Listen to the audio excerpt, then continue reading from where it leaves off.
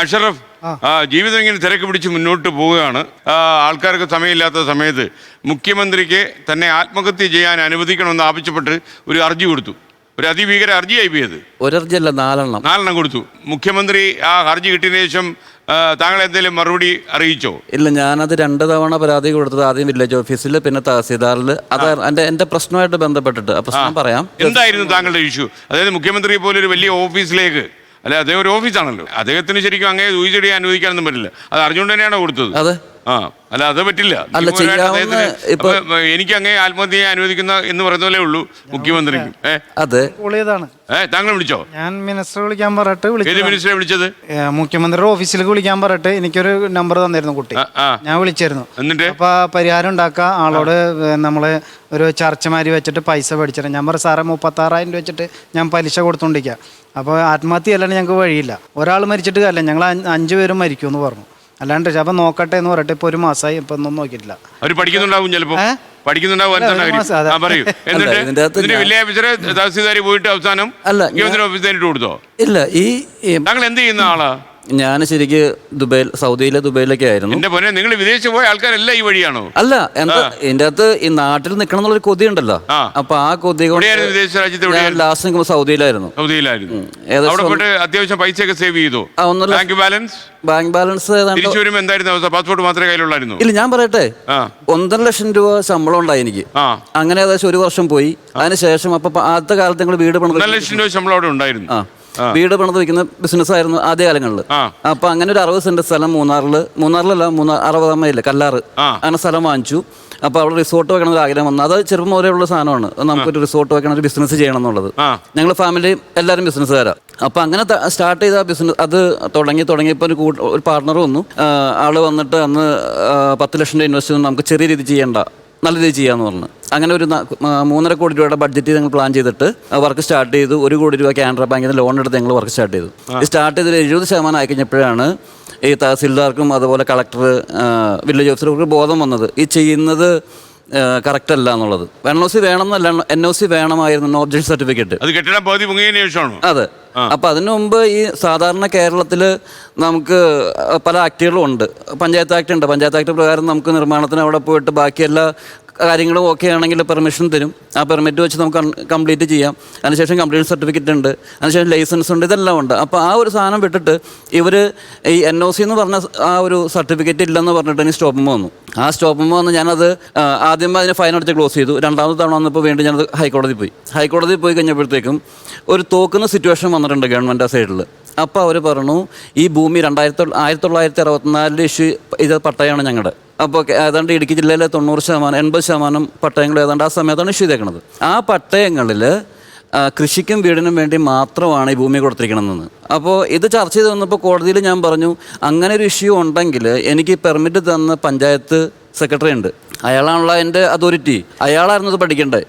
എനിക്കത് അറിയില്ലാന്ന് പറഞ്ഞപ്പോൾ കോടതി എൻ്റെ അടുത്ത് വന്ന് മുഷ്താഖ് സാറാണ്.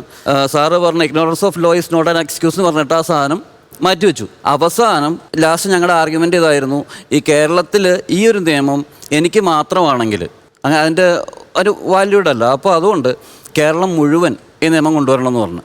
അപ്പോൾ അതിന് ആദ്യത്തെ തവണ സിംഗിൾ ബെഞ്ച് തള്ളിയെങ്കിലും ഡിവിഷൻ ബെഞ്ചിൽ കേസെടുത്തു, പരിഗണിച്ചു. നല്ല അഡ്വക്കേറ്റുമാർ ഞങ്ങൾ വാദിച്ചു. ആ വാദത്തിൽ ഗവൺമെൻറ്റിനെതിരായിട്ട് ഓർഡർ വന്നു. കേരളം മുഴുവൻ എവിടെയൊക്കെ LA റൂളിൽ പട്ടയം ഇഷ്യൂ ചെയ്തിട്ടുണ്ടോ അവിടെയെല്ലാം ഈ നിയമം ബാധകമാണെന്ന് പറഞ്ഞിട്ട് അക്സെപ്റ്റ് ചെയ്തു. അതിനുശേഷം ഈ ഗവൺമെൻറ് പ്രശ്നം ഈ സോൾവ് ചെയ്യാനാണെങ്കിൽ വളരെ സിമ്പിളാണ്. ചട്ടത്തിലെ കണ്ടീഷനിൽ, പട്ടയത്തിൽ വരുന്ന കണ്ടീഷനിൽ ഒരു വാക്ക്, അതർ പർപ്പസ് എന്ന് പറഞ്ഞ വാക്ക് ചേർത്താൽ തീരാവുന്ന പ്രശ്നത്തിന് ഇവർ സുപ്രീം കോടതിയിൽ പോയിട്ട് കേസ് ഫയൽ ചെയ്തു. അതിന് ഞങ്ങൾ കവിയേറ്റ് ഇട്ട് കഴിഞ്ഞപ്പോൾ അതിൻ്റെ അകത്ത് അവിടെ നിന്ന് തള്ളി തിരിച്ചു പോരേണ്ടി വന്നു. ഗവൺമെന്റ് അവിടെ പരാജയപ്പെട്ടു.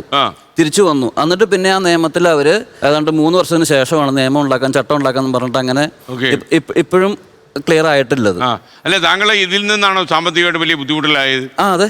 അല്ല, അതുകൊണ്ടാണോ താങ്കൾ വില്ലേജ് ഓഫീസറോട് പറഞ്ഞത് സൂയിസൈഡിനുള്ള? ഇല്ല, എനിക്ക് വില്ലേജ് ഓഫീസിൽ ഞാൻ പരാതിപ്പെടുത്തി പ്രശ്നം സോൾവ് ചെയ്യണമെന്ന് പറഞ്ഞിട്ടാ എന്റെ ഇഷ്യൂ സോൾവ് ചെയ്ത് തരണം. കാരണം എനിക്ക് ഇല്ല, ഈ പ്രശ്നങ്ങളൊക്കെ ഞാൻ ഇവിടെ പറഞ്ഞു. അപ്പൊ നടപടികളൊന്നുമില്ല. അപ്പൊ ഞാൻ മുഖ്യമന്ത്രിക്ക് പരാതി അയച്ചു, എനിക്ക് സൂയിസൈഡ് ചെയ്യണം, എന്നെ പോസ്റ്റ്മോർട്ടം ചെയ്യരുത്. പോസ്റ്റ്മോർട്ടം പേടിയല്ല, കാണുന്നതിന് പേടിയാവും. കാണുന്നവർക്ക് പേടിയല്ലേ, മുഖമൊക്കെ വെട്ടി. ആ ടെൻഷൻ. അതായത് ഇപ്പൊ ഞാൻ 2 കോടി രൂപ ബാധ്യതയിലാണ് ഉള്ളത്. ഓക്കെ, 2 കോടി രൂപ കടമുണ്ട്. അപ്പൊ മുഖ്യമന്ത്രി ഓഫീസിൽ വല്ല റിഫ്ലക്ഷൻ കിട്ടിയോ, വല്ല റിപ്ലൈ വല്ലതും? ഇല്ല, നേരെ വില്ലേജ് ഓഫീസിലേക്ക് വിട്ടു. എന്നിട്ട് അവിടെ പോയി അതിന്റെ അതോറിറ്റി അല്ല, അയാള് പറഞ്ഞ എന്റെ പ്രശ്നം സോൾവ് ചെയ്യാൻ വേണ്ടിയിട്ട് വില്ലേജ് ഓഫീസറെ പേടിച്ചോ? അയാൾക്കെന്തിനാ പേടിക്കണം? അയാളുടെ ഒരു ആ വ്യക്തി ഞാനായിട്ട് എന്ത് ബന്ധമുള്ള അയാളെ പേടിക്കാൻ? താങ്കളൊരു വരട്ടാൻ വേണ്ടി ചെയ്താണെന്ന് ഞാൻ വിശ്വസിക്കുന്നു.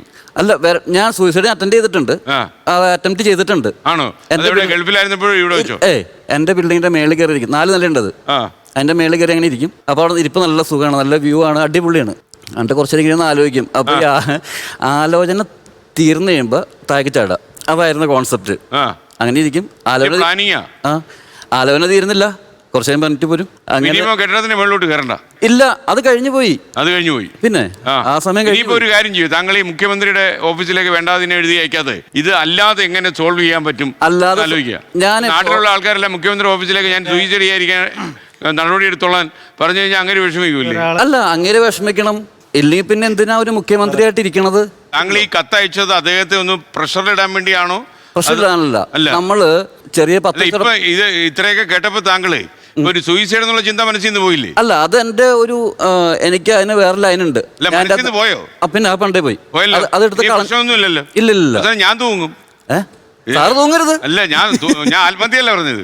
ഞാൻ തൂങ്ങുന്നു പറഞ്ഞാൽ ഞാൻ വീട്ടിലാവുന്നു. ഇല്ല, ഞാൻ അടിച്ചു വന്നാൽ തൂങ്ങത്തില്ല. മരിച്ചു കഴിഞ്ഞാലും 10 കൊല്ലം കിടക്കണമെന്ന്. ഓക്കെ. മാത്രമല്ല, ചില ആൾക്കാർ പറയും നീ ക്രിയ കൂടി പോകുന്നൊക്കെ എന്നോട് പറയും. അപ്പൊ ഞാൻ പറയും നല്ല മനുഷ്യരല്ലേ നേരത്തെ പോകും. നമ്മള് അങ്ങനെയുള്ള കാര്യങ്ങൾ ചെയ്തിട്ടില്ലല്ലോ.